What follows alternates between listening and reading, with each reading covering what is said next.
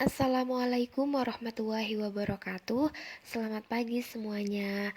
Yang terhormat Ibu Eni Wahyu Suryanti SPDI MPD selaku dosen pengampu mata kuliah pengantar akuntansi serta kawan-kawan yang saya banggakan. Baik, pada kesempatan kali ini kami akan membahas materi tentang penyusunan laporan keuangan yang akan disampaikan oleh saya Mahmudatul Hima dan kawan saya Nabila Sidkiah. Nah, pada kesempatan kali ini kami akan membahas dengan 3 pembahasan, yaitu yang pertama pengertian penyusunan laporan keuangan, yang kedua landasan hukum penyusunan laporan keuangan yang ada di pemerintahan daerah, pemerintahan pusat, industri, dan lembaga, serta pembahasan yang terakhir yaitu tahapan penyusunan laporan keuangan. Nah, pembahasan yang pertama yaitu pengertian penyusunan laporan keuangan. Nah, penyusunan laporan keuangan itu kan ada 3 pengertian. Yang pertama penyusunan, yang kedua laporan, serta yang ketiga yaitu keuangan.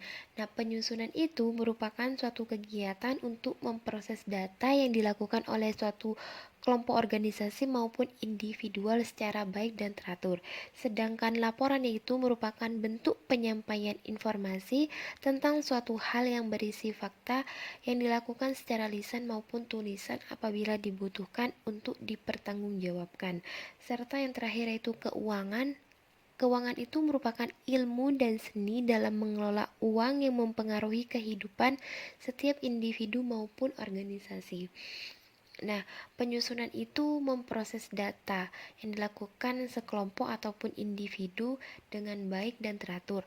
Serta kalau laporan itu penyampaian informasi yang secara lisan ataupun tertulis, tetapi ada fakta apabila dipertanggungjawabkan apabila dibutuhkan. Serta keuangannya itu ilmu dalam mengelola uang yang ada di kehidupan.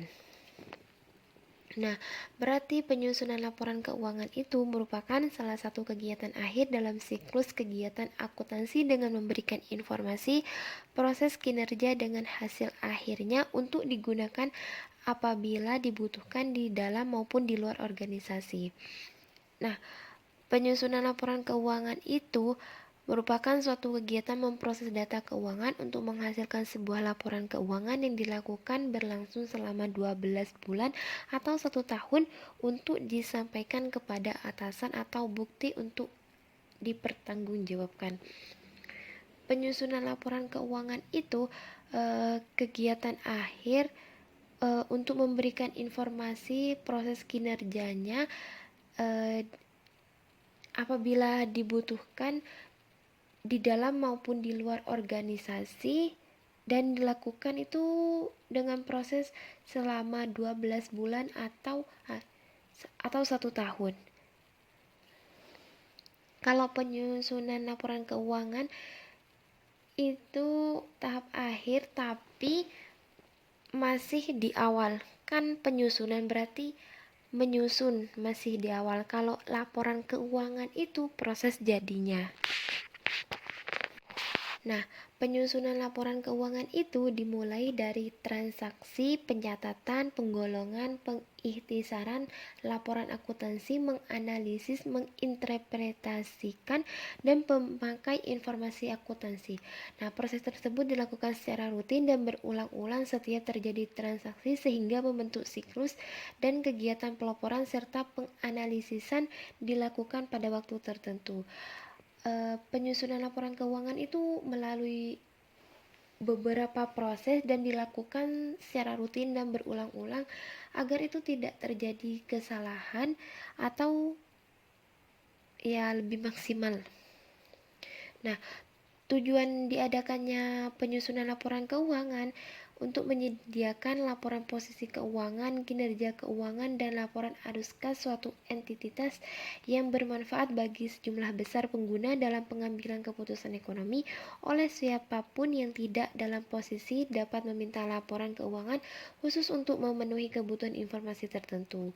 Dalam memenuhi tujuan laporannya keuangan juga menunjukkan apa yang telah dilakukan manajemen atas sumber daya yang dipercayakan kepadanya.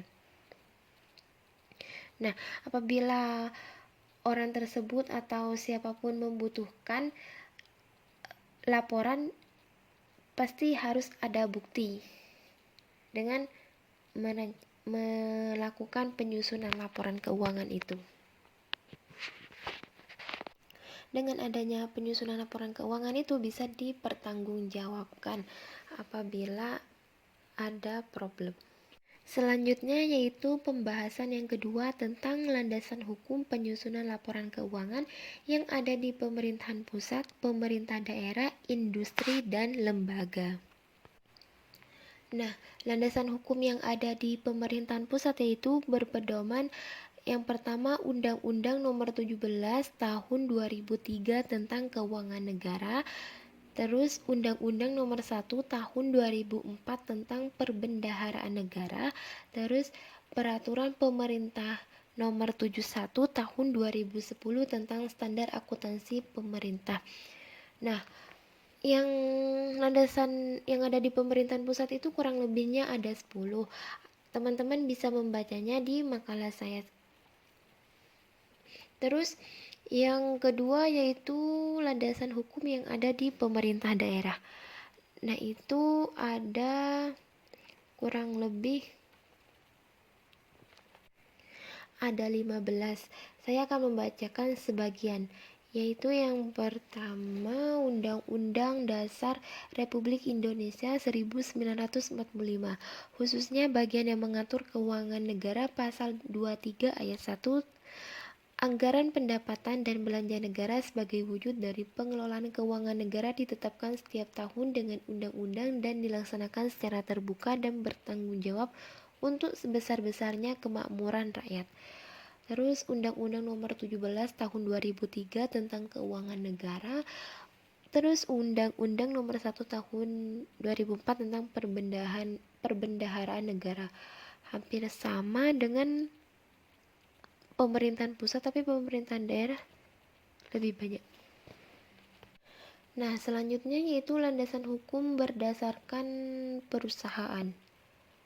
Memiliki 3 landasan, yaitu tentang Undang-Undang Nomor 40 Tahun 2007 tentang perseroan terbatas sebagaimana diubah dengan Undang-Undang Nomor 11 Tahun 2020 tentang Cipta Kerja. Selanjutnya Peraturan Pemerintah 2000 Nomor 24 Tahun 1998 pada tanggal 14 Februari 1998 yang berisi tentang informasi keuangan tahunan perusahaan. Terus selanjutnya Peraturan Menteri Perdagangan Republik Indonesia Nomor 25 Tahun 2020 yang berisi tentang laporan keuangan tahunan perusahaan. Nah, landasan hukum yang ada di lembaga memiliki 3 sama dengan perusahaan, tapi landasannya hampir sama dengan pemerintahan pusat dan pemerintahan daerah, yaitu Undang-Undang Nomor 17 Tahun 2003 tentang Keuangan Negara, Undang-Undang Nomor 1 Tahun 2004 tentang Perbendaharaan Negara, terus Undang-Undang Nomor 15 Tahun 2004 tentang Pemeriksaan Pengelolaan dan Tanggung Jawab Keuangan Negara. Baik, kurang lebihnya penyampaian materi dari saya, kurang lebihnya mohon maaf. Materi selanjutnya yaitu materi terakhir akan disampaikan oleh saudari Nabila Sidkiyah. Kepada saudari dipersilahkan. Baik, penjelasan selanjutnya yaitu tahapan penyusunan laporan keuangan. Penyusunan laporan keuangan harus memenuhi 4 karakteristik kualitatif pokok, yaitu dapat dipahami, dapat dibandingkan, relevan, dan keandalan. Nah, agar keempat karakteristik tersebut bisa terpenuhi, dari keempat itu maka diperlukan penyusunan laporan keuangan yang mempunyai alur atau tahapan. Nah, di tahapan penyusunan laporan keuangan ini, laporannya merupakan siklus akuntansi. Adapun tahapannya, ada 7 tahapan dari penyusunan laporan keuangan. 1. Identifikasi peristiwa dan pencatatan transaksi. Tahapan ini merupakan suatu dokumen yang menandai bahwa adanya suatu transaksi yang sah. Menyusun laporan keuangan diawali dengan mengumpulkan bukti-bukti transaksi yang ada. 2. Jurnal merupakan tempat untuk mencatat transaksi yang ada sesuai urutan tanggal dan mencantumkan nama transaksi, kelompok akun, dan jumlah nominal di kolom debit atau kredit. Nah, di nomor 3 ada pemindahan bukuan posting ke buku besar. Buku besar merupakan catatan yang berisi kumpulan akun-akun yang telah dikelompokkan dan saling berhubungan. Berbeda dengan jurnal umum, meskipun sudah dicatat berdasarkan akunnya, namun akun tersebut masih terpisah-pisah. Menurut Martani, langkah-langkah melakukan posting adalah sebagai berikut. A. Mengidentifikasi nama-nama akun yang terkait dan memindahkan jumlah pada kolom debit atau kredit pada akun di buku besar. B. Menuliskan kode akun pada kelompok referensi di jurnal dan halaman jurnal pada kelompok referensi akun di buku besar. C. Setelah proses pemindahan bukuan selesai, saldo masing-masing akun dalam buku besar ditentukan dan nantinya dipindahkan ke buku besar. 4. Neraca saldo merupakan laporan pembukuan atau akuntansi yang mencantumkan saldo di setiap akun buku besar. Neraca saldo berisi saldo akhir kumpulan akun pada periode tertentu. Penyusunan neraca saldo berdasarkan saldo normal, akun debit dan kredit dimulai dari aset, liabilitas, ekuitas, pendapatan, dan beban. Neraca saldo bermanfaat untuk mendeteksi kesalahan dalam proses jurnal dan posting. Sedangkan menurut para ahli, yaitu Sumarso, menjelaskan neraca saldo merupakan titik awal yang baik untuk penyusunan laporan keuangan. Nah, menurut Sumarso ini, titik awal yang baik untuk menyusun laporan keuangan itu di neraca saldo. Banyak dari jumlah yang dicantumkan di dalamnya dapat langsung disajikan dalam neraca, perhitungan rugi laba, dan laporan perubahan modal. 5. Jurnal penyesuaian merupakan jurnal yang mencatat transaksi tertentu pada akhir periode. Pencatatan tersebut tidak didasarkan aktivitas transaksi, tetapi pada perhitungan atau keterangan tertentu. Menurut Sumarso, dalam Satria dan Fatmawati, jurnal penyesuaian dilakukan apabila suatu transaksi telah terjadi namun belum dicatat oleh perusahaan. Suatu transaksi telah dicatat dalam suatu akun tetapi saldonya belum dikoreksi kembali. Untuk mencerminkan keadaan sebenarnya, dan Sumarno juga menambahkan penjelasan bahwa ayat jurnal penyesuaian dibuat untuk mengoreksi perkiraan-perkiraan sehingga mencerminkan keadaan aktiva, kewajiban, biaya pendapatan, dan modal sebenarnya. 6. Neraca lajur. Neraca lajur atau kertas kerja merupakan pencatatan yang berupa kolom-kolom yang berisi semua unsur akun, baik akun real maupun akun nominal yang akan dijadikan dasar dalam penyusunan laporan keuangan. 7. Jurnal penutup.